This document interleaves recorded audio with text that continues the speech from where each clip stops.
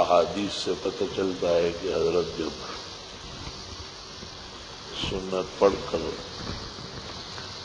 مسجد چلتے تھے یہ دعا پڑھتے تھے کہ اللہم اجعل فی قلبی نورا وفی سمعی نورا وفی بصری نورا وعن یمینی نورا وعن شمالی نورا وعن امامی نورا وعن خلفی نورا وعن فوقی نورا وعن تحتی نورا اللہم اجعل فی لحمی نورا وفی شحمی نورا وفی عظمی نورا وفی شعری نورا اللہم اعظم لی نورا اللہم اعطنی نورا اللہم ارزقنی نورا 28 الفاظ کل آئے. یہ پارٹس آف دی باڈی کے جو بنیادیں ان کی صحت مانگی گئی. اگر آدمی کہے کہ یار میری آنکھ تھوڑی خراب نہ ہو، میری اوجڑی خراب نہ ہو، میرا جگر کام نہ چھوڑے، میرا دل کمزور نہ ہو، تو یہ بڑا مشکل ہے. اور حسین منظر بھی پیش نہیں کرتا.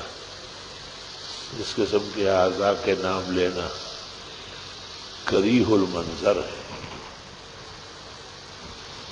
لیکن اگر آپ کہیں کہ خدایا میرے دل میں، میرے سننے میں، دیکھنے میں، دائیں بائیں، آگے پیچھے، اوپر نیچے، گوشت میں، پوست میں، چربی میں، ہڈیوں میں، بالوں میں نور پیدا فرما، تو کتنا اچھا اور حسین نقشہ ہے.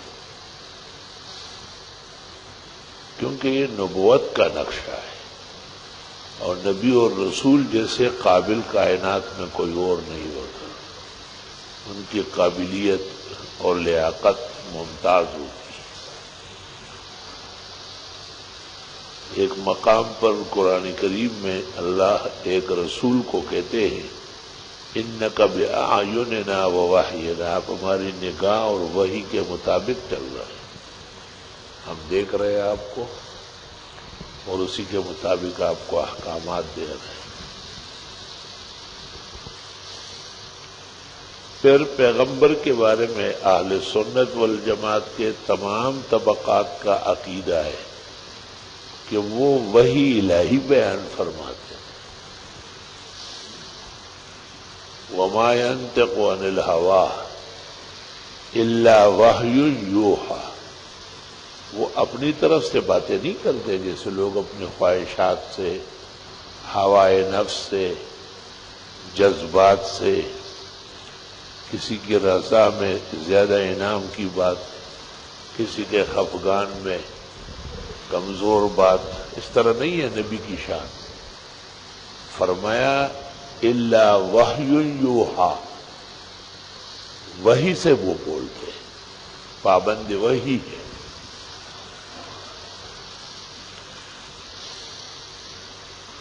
حدیث شریف میں ہے کہ ایک اعرابی آیا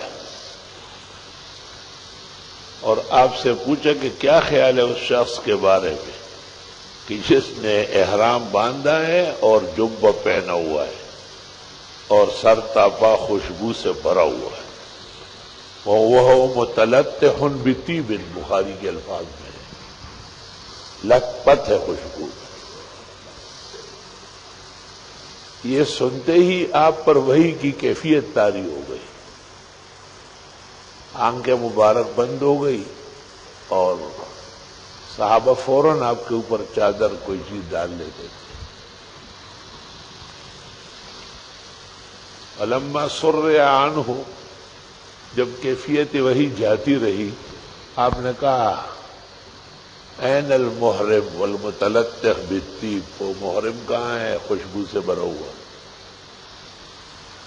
فرمایا اما جبتک فانتزعها، احرام کی حالت میں سلا ہوا کپڑا نہیں پہنتے، جبہ اتارو.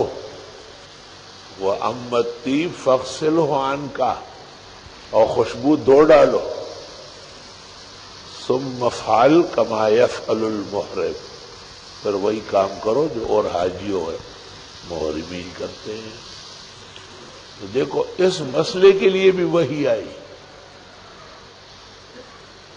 کہ جبہ یا سلا ہوا کپڑا احرام کی حالت میں محرم نہیں پہن سکتا، اگر آدھے دن یا اس سے زیادہ پہنا تو جمہور کے ہاں دم ہے، امام ابو حنیفہ کے ہاں تو تھوڑی دیر کے لیے بھی ٹھیک نہیں ہے، صدقہ و خیرات کرنا پڑتا ہے۔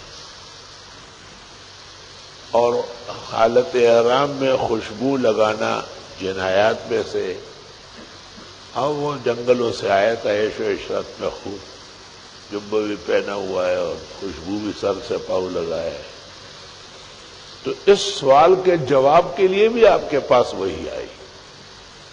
اس سے اندازہ لگائے کہ پیغمبر کس قدر اللہ کی نظر عنایت میں اور وحی کے کیفیات میں رہتے ہیں۔ جب حضرت نے ہجرت فرمائی اور مکہ مکرمہ سے مدینہ منورہ تشریف لائے تو قریب میں یہودی آبادیاں تھیں، ان کے بڑے عالم 6 تھے اس وقت، ان کے بڑے عبداللہ بن سلام تھے۔ انہوں نے کہا چل دیکھتے ہیں یہ کیسے نبی ہے جو وہاں سے یہاں آئے۔ حضرت کی خدمت میں جیسے ہی آئے دور سے دیکھا تبدیل ہو گئے۔ بخاری میں ہے کہ عبداللہ ابن سلام کہتے فلما تبین لی وجہہ، جب آپ کا چہرہ دیکھا ظننا انہ لیس لکذاب، ہم سمجھ گئے کہ یہ جھوٹے کا چہرہ نہیں ہے، اس پر تو صدق اور سچ کی بارش ہو رہی ہے۔ اور پھر کہا کہ حضرت ہمارے ہاں کچھ سوالات ہیں، اس کا جواب صرف نبی دے سکتا ہے، اگر اجازت ہو تو ہم وہ سوالات عرض کریں۔ آپ نے کہا آپ کے آنے سے پہلے میرے پاس جبریل آیا، اس نے بتایا کہ عبداللہ ابن سلام 6 ساتھیوں سمیت آ رہے ہیں، 3 سوالات ہیں اور تینوں کے جوابات دے کے چلا گیا ہے، دیکھے جا۔ ابھی انہوں نے سوال کیے نہیں، آپ نے کہا وہ 3 سوال ہیں۔ قیامت کس سرزمین پر ہے؟ شام کی زمین میں۔ لوگ کیسے جائیں گے؟ آگ کے ذریعے۔ اور لڑکا کیسے بنتا ہے اور لڑکی کیسے، جب دونوں ملتے ہیں جو مادہ غلبہ کرتا ہے۔ فتذکر وتأنس۔ بعض اوقات ایک سوال یہ بھی ہے کہ جنت جاتے ہی جنتیوں کو کیا کھلایا جائے گا؟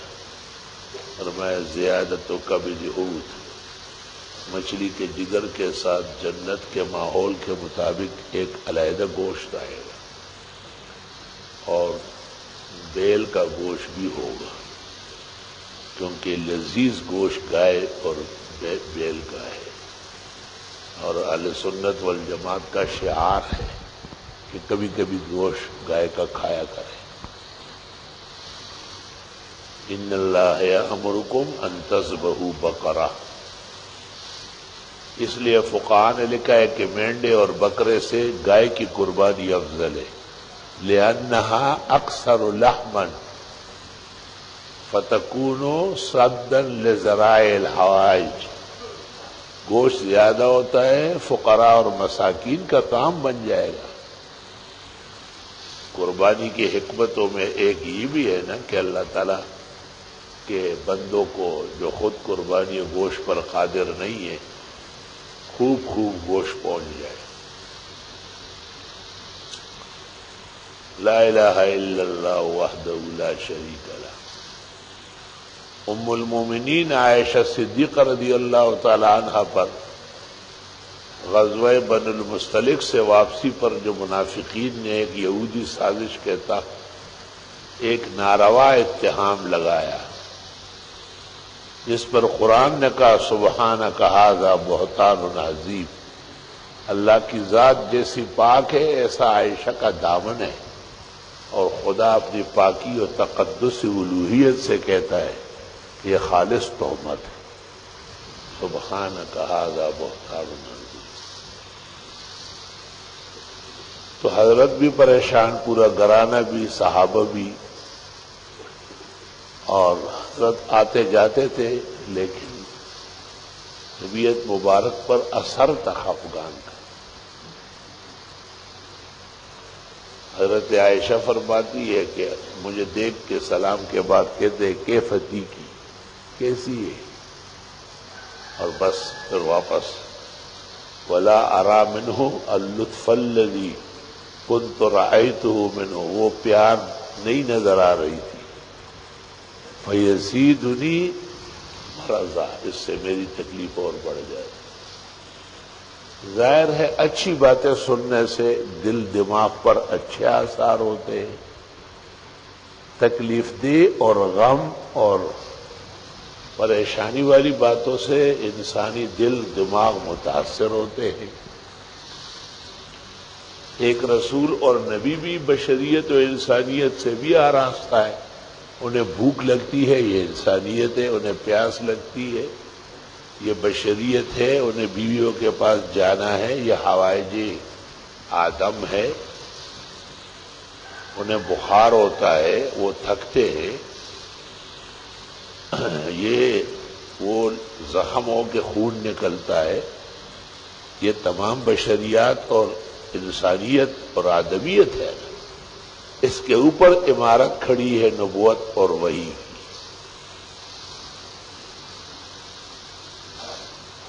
تقریباً 50 دن پورے ہو رہے تھے اور حضرت تشریف لائے اور اب تک بیٹھے نہیں تھے گھر میں، ام المومنین عائشہ کے پاس آج بیٹھ گئے اور بی بی سے کہا کہ انسان سے غلطی ہوتی ہے، اگر ایسی کوئی بات ہوئی ہے تو معافی چاہ لو۔ بی بی نے کہا کہ اگر میں کہوں تو آپ لوگ مان جائیں گے، کیونکہ قد استقر فی قلوبکم، یہ باتیں تمہارے دلوں میں بیٹھ گئی ہے، غلط فضول بات ہے۔ اور اگر میں کہوں کہ میں نے کچھ نہیں کیا، واللہ عالم انی بری، خدا جانتے ہیں کہ میں پاک صاف ہوں، تو تم کہاں مانو گے؟ بس عائشہ کی غیرت کے یہ جملے اور فکرے تھے، آپ پیغمبر پر وحی کی کیفیت اب 40-50 دن بعد شروع ہو گئی۔ آزمائش میں تو پھر آسمان و زمین سب میں فرق آتا ہے۔ معمول کے مطابق آپ کے جسم اطہر پر سر مبارک پر ایک کپڑا ڈال دیا گیا۔ کچھ دیر بعد جب وحی کی کیفیت جاتی رہی اور آپ نے کپڑا ہٹایا، آپ کا چہرہ اطہر ایسا چمک رہا تھا خوشی سے جیسے چاند کا مکڑا ہو،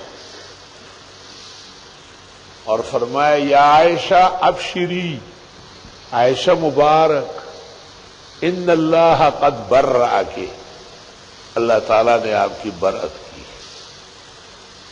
بی بی صاحبہ کہتی ہے کہ یہ تو مجھے یقین تھا کہ حضرت کو اشارہ ہوگا، لیکن میں اپنے آپ کو اس قابل نہیں سمجھتی تھی کہ سورۃ نور نازل ہوگی۔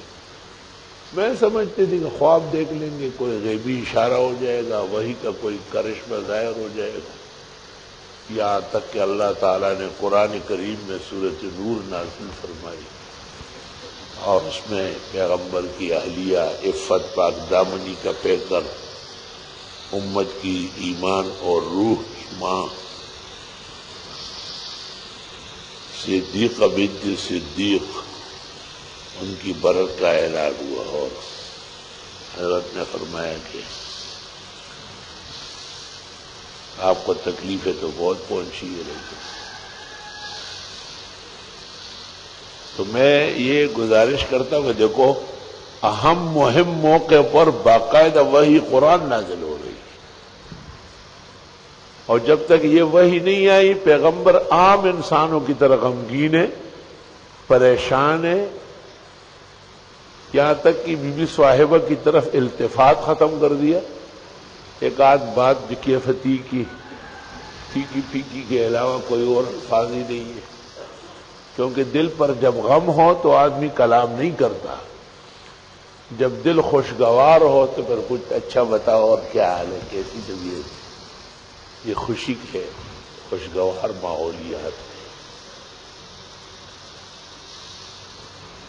جناب رسول اللہ صلی اللہ علیہ وسلم کیا شان و شوکت رکھتے ہیں،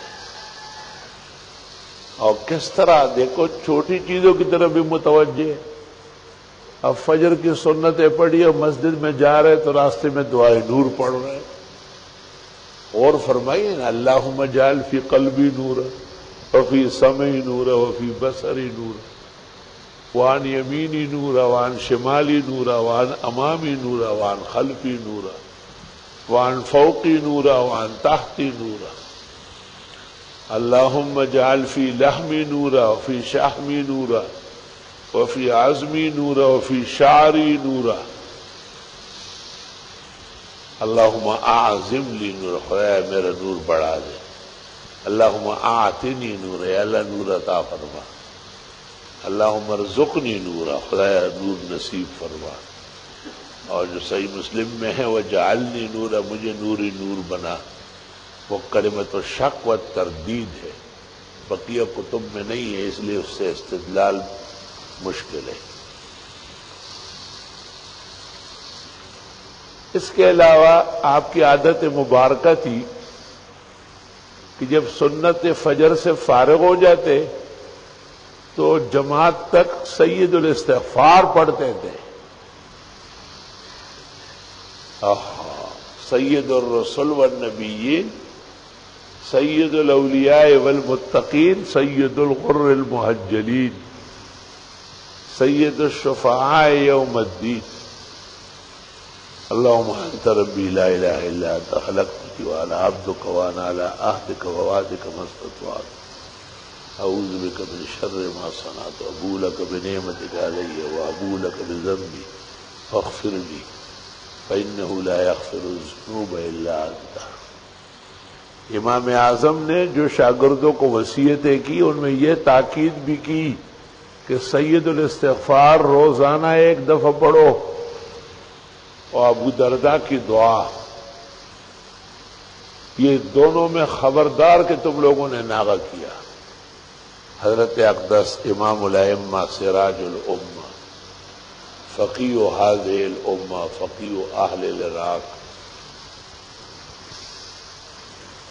الذي كان تابعيا رؤية وتبع تابعيا رواية، امام اعظم ابو حنیفہ رحمۃ اللہ علیہ۔ تو سید الاستغفار کا بہترین وقت بھی یہ ہے کہ سنتیں پڑھ لی، ابھی جماعت میں چند لمحے منٹ باقی ہے اور آپ نے سید الاستغفار پڑھنا شروع کر دیا۔ ظاہر ہے یہ بہت پسندیدہ لمحہ ہے۔ والمستغفرین بالاسحار، صبح صبح استغفار ویسے ہی بہت کارگر ہے۔ اسی طرح لا الہ الا اللہ، لا الہ الا اللہ، کلمہ طیب، کلمہ اساس الاسلام، کلمہ شہادت، کلمہ توحید و تفرید الہی، کلمہ ہے جو 200 سال اور 100 کا سال کا کافر دھو لیتا ہے، کلمہ ہے جو جہنمی کو جنت میں اتار دیتا ہے، کلمہ ہے جس کے ساتھ ساتھ تو آسمان تولے جائے تو کم نکلیں گے۔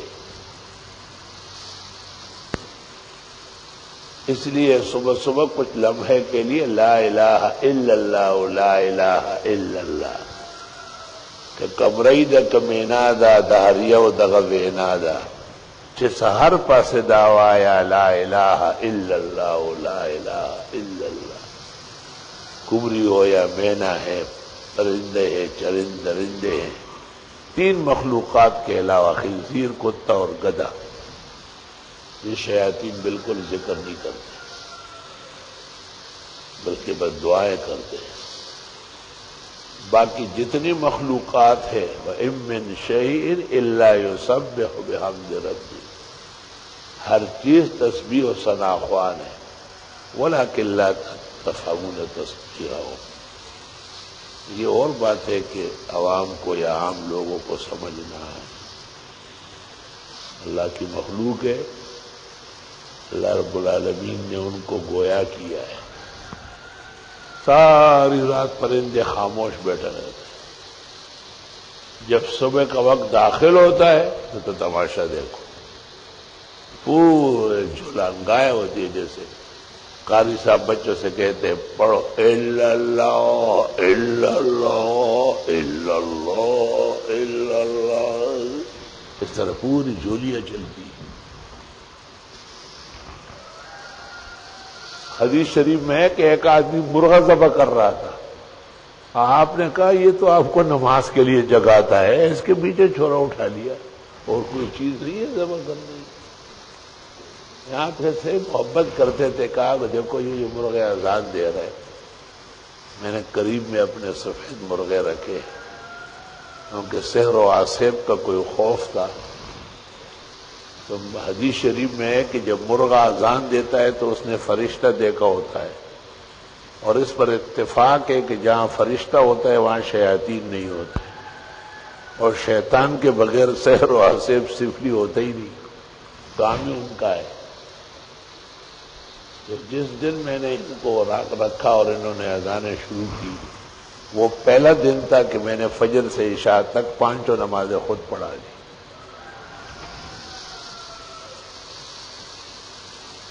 حضرت کو کتنا احساس ہے۔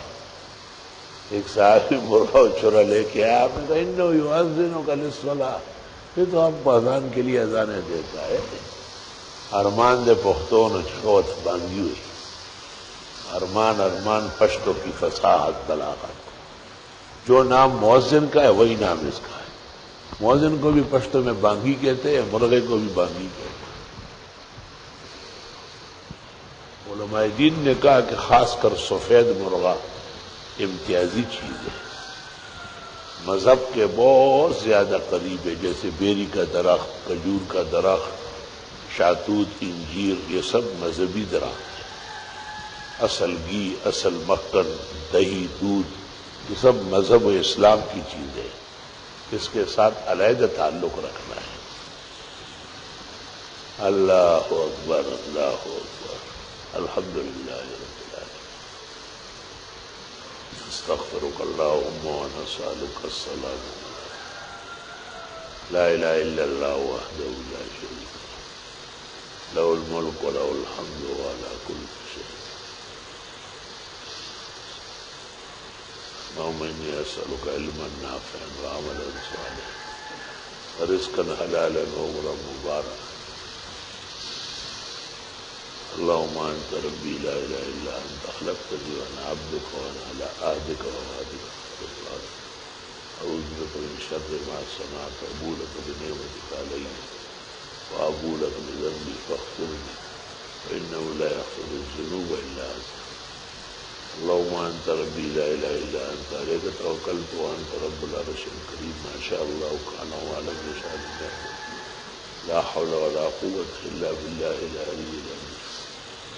أعلم أن الله على كل شيء قدير وأن الله قد أحاط بكل شيء علما۔ اللهم إني أعوذ بك من شر نفسي ومن شر الدابة أنت آخذ بناصيتها إن ربي على صراط مستقيم۔ يا ذا الجلال والإكرام لم أكن بدعائك رب شقيا، يا ذا الجلال والإكرام لم أكن بدعائك رب شقيا، يا ذا الجلال والإكرام لم أكن بدعائك رب شقيا۔ صلی اللہ علیہ وسلم۔ وقت ہو چکا ہے، 2 رکعت پڑھ کے جائیں۔